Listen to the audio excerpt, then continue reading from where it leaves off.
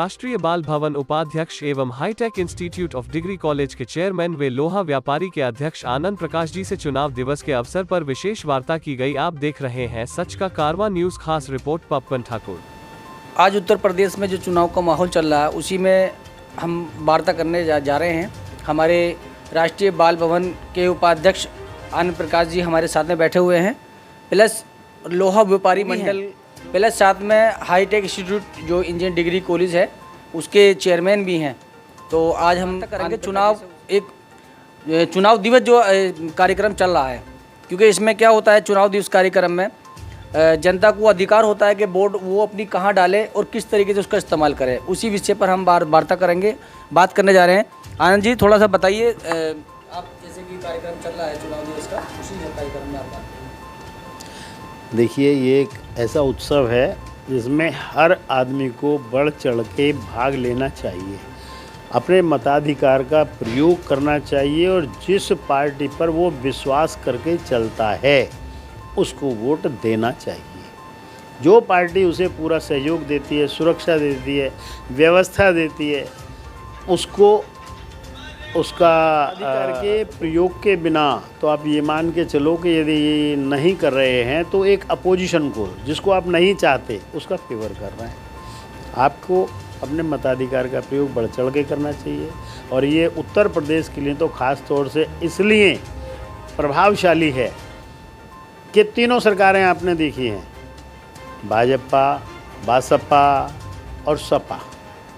इनमें जिनमें भी आपको सुरक्षा या उन्नति या विकास मिला हो, उसको आपको अपना वोट देना चाहिए। इसमें आपने जैसे तीनों आपने बताया कि इस टाइम चुनाव का माहौल चल रहा है, तो इसके अंदर आपने थोड़ा सा जानकारी ये बताइए कि जैसे कि आदमी जिस दिन वोट डालती है उस दिन टाइम के टाइम वो वोट डालने के लिए जाता है, उसके बारे में थोड़ा सा बताइए। देखिए, पहले हुआ करता था जब जनसंघ और कांग्रेस पार्टी हुआ करती थी, दो बैलों की जोड़ी और इधर दीपक हुआ करता था। कार्यकर्ता घर घर से उठा करके वोटर को लेकर के जाते थे और वोट डलवाते थे। आज की तारीख में अनाउंसमेंट से या पब्लिसिटी से ही काम को चला लिया जाता है। मताधिकार करने के लिए 50% शहरी लोग नहीं जाते हैं, जबकि उनको जाना चाहिए। हाँ, ग्रामीण क्षेत्र के लोग 100% जाते हैं और मैं तो यही कहूँगा कि मताधिकार का प्रयोग जो बड़ी बड़ी कॉलोनियों में 25, 30, 40% होता है वो नहीं होना चाहिए, वो भी 90% तक होना चाहिए। जो आदमी लाचार है जाने के लिए, जब सरकार इतनी सुविधा दे रही है कि उसकी भी वोट आप डलवाएं और उनको खबर दें, व्हील चेयर पर ले जाने के लिए व्यवस्था की जाएगी, तो हमें अपने मताधिकार का प्रयोग करना ही चाहिए। हमारी यूपी में कुछ तकरीबन, हम ज़्यादा तो नहीं कह सकते कि, लेकिन इतने 25% भी 30% भी लोग ऐसे हैं कि जो बेचारे अनपढ़ हैं और उनको जानकारी नहीं है कि कौन से बूथ पे कहाँ वोट डालनी है।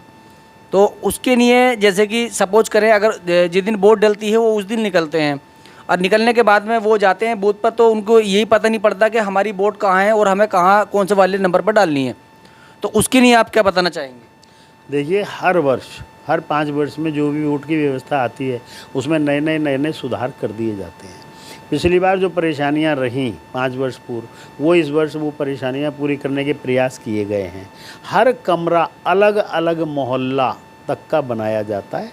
बस ये पूछा जाता है आप कौन से मोहल्ले के हैं या कौन से सेक्टर के हैं, उस सेक्टर का रूम नंबर अलग है। तो सरकार के द्वारा ये व्यवस्था बना दी गई है। अगर अनपढ़ आदमी भी है, अपनी पर्ची लेकर बस इतना पूछेगा जी ये सेक्टर कहाँ पर है, तुरंत उसको उसी सेक्टर के कमरे के द्वार पर पहुंचा दिया जाएगा।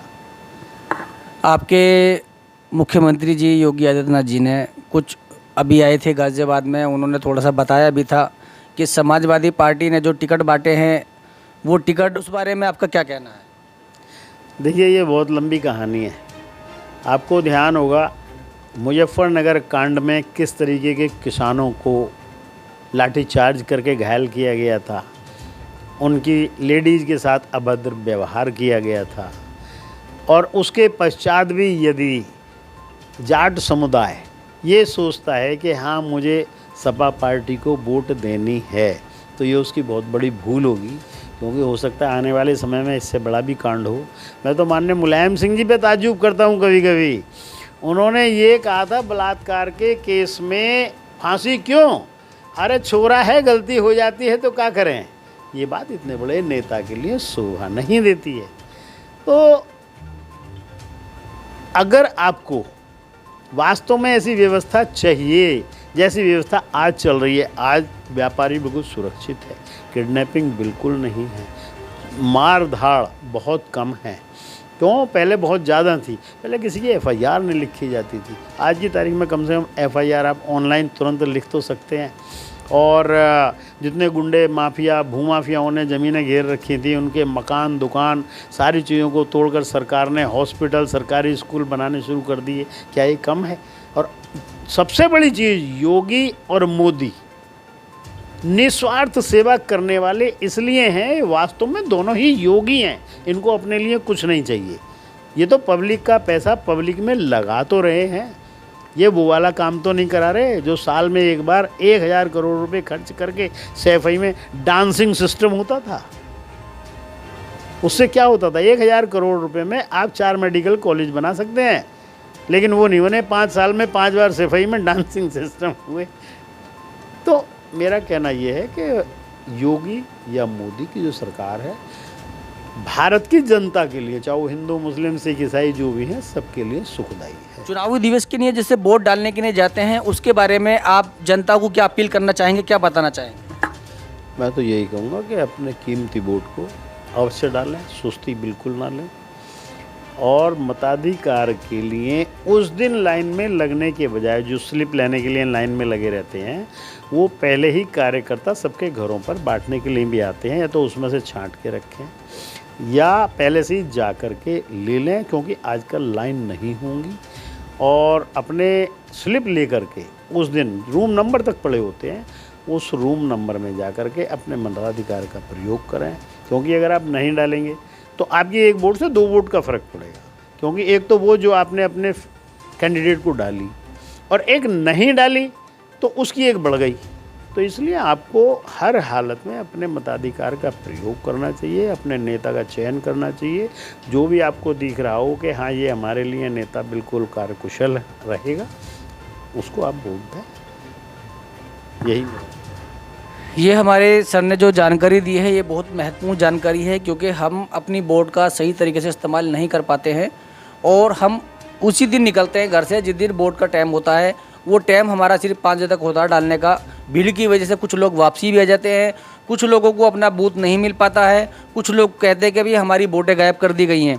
तो इस चीज़ का आप ख्याल रखें और आप इसको वोट को डालने से पहले 2 दिन 3 दिन 4 दिन पहले अपनी वोट की जांच करा ले में निकलवा ले में, और अपने घर सब परिवार का वोट अपने घर पर रखें, ताकि उस दिन हमें लाइन में लगना ना पड़े और हम जाए सीधी वोट अपनी डाल के अपने घर आएँ। क्योंकि कोरोना का टाइम चल रहा है, इसमें वैसे भी जो है थोड़ी सी इस टाइम सख्ताई होगी, तो सख्ताई के आधार से आपको सभी को ये देखना है। आप देख रहे हैं सच का कारवा पप्पन ठाकुर के साथ में। नमस्कार, आदाब।